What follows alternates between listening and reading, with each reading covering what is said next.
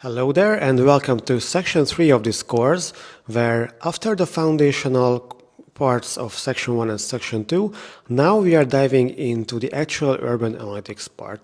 Namely, we are going to learn about the library called OSMnx, and then we are going to use this library to acquire various types of urban geospatial data from OpenStreetMap. For instance, we will learn how to get POI data, how to get polygon data such as building footprints and parks, or how to download, for instance, road network information from OpenStreetMap using Python. So stay tuned and enjoy learning. Bye. Hello everyone, so here we are at the first programming section of chapter 3, and here we are going to learn about how to use the Overpy API to download point data from OSM. Later in this chapter I will show you a couple of other ways to acquire data from OpenStreetMap. So the main point I'm going to show you Overpy is because that's how we can get access to the rawest format of OSM data. However, in a daily practice, usually we will be using the upcoming ways of OpenStreetMap NX or OSMnx. So, but for now, to have this historical overview here about Overpy, I just opened its documentation.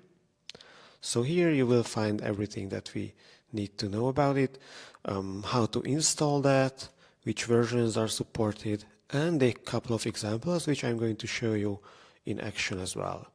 So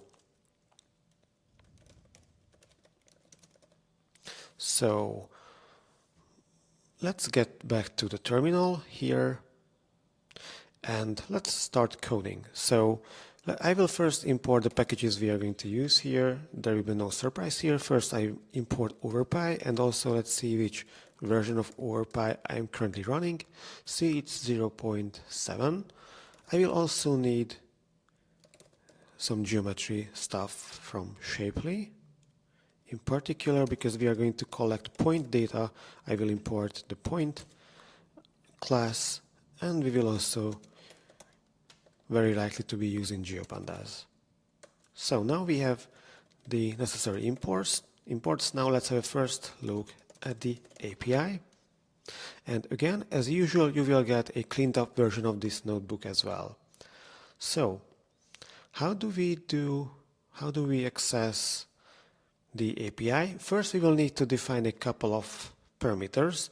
So first of all, we have to define the bounding box, the square or rectangle from which we want to acquire or download data. This happens by defining the minimum and maximum values of the x and y coordinates in long-lat coordinates. Now I'm going to acquire data from Hungary, Budapest, so I'm going to use its coordinates, which I happen to remember by heart. Just kidding.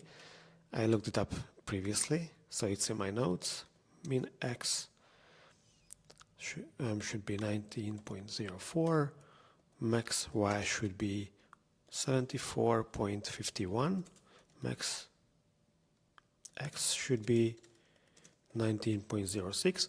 And if you remember, when we explored the OpenStreetMap web application, then I showed you that if we click right on an urban entity, then we can quickly get its location expressed by coordinates. So that's, for instance, a good way to fine-tune these coordinates for yourselves. So now we have these coordinates, and we need to package them into a so-called bounding box, which is a square object defined by these corner points. So let's just turn these into a string. And the reason we are turning this into a string, because we are going to write a web query very soon. Just we need to define these like setup parameters. So here we will join, let's do it the other way around. So first we will need to pack together in this order all the corner coordinates, and we need to convert them to strings. X, Y. Yes, so that's the right order. And now we need to join these list components using this Python command into a proper string. So now here, it's max X. Yes, so now we have something that's almost correct. I used a dot here, but it should be a colon. So now we have the bounding box. This is something that the Overpy API can, and the underlying Overpass API can understand or interpret as a bounding box. So that's we have now. And now we also need to specify the type of point entities we want to download. So I will go for an amenity, in particular for cafes. So we will download cafe locations and metadata within this bounding box. Also, if you want to change or update these categories, you can go back to the section where we talked about the different types of categories and tags and the tag terminologies of OpenStreetMap. So now let's run this. And now we are ready to call the API, which we can initiate simply like this. And now we can start writing a query. So how do we write this query? It has multiple parts or components. So first of all, we will be using this formatting.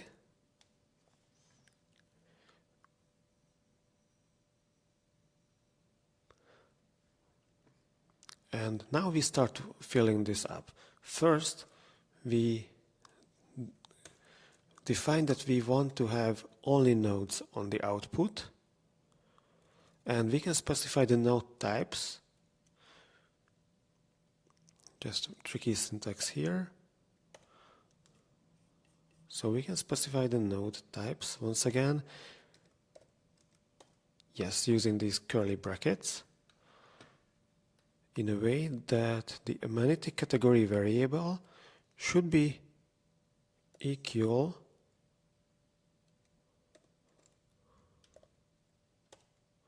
to the amenity name variable. This way we ensure that we are only querying nodes for which the amenity category is amenity and where the value of it is cafe. So this way we ensure that we are downloading cafes, but here we also have to specify the bounding box. So where we want to download this, because we don't want to download all the cafes because that would just cause a giant mess.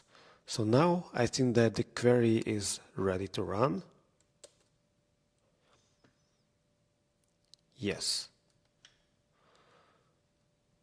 Okay, so let's just print the query. For now this is just a string, but now that if we feed it to the API using the query method, then we should have the data from OSM very quickly. Let's see what we have here.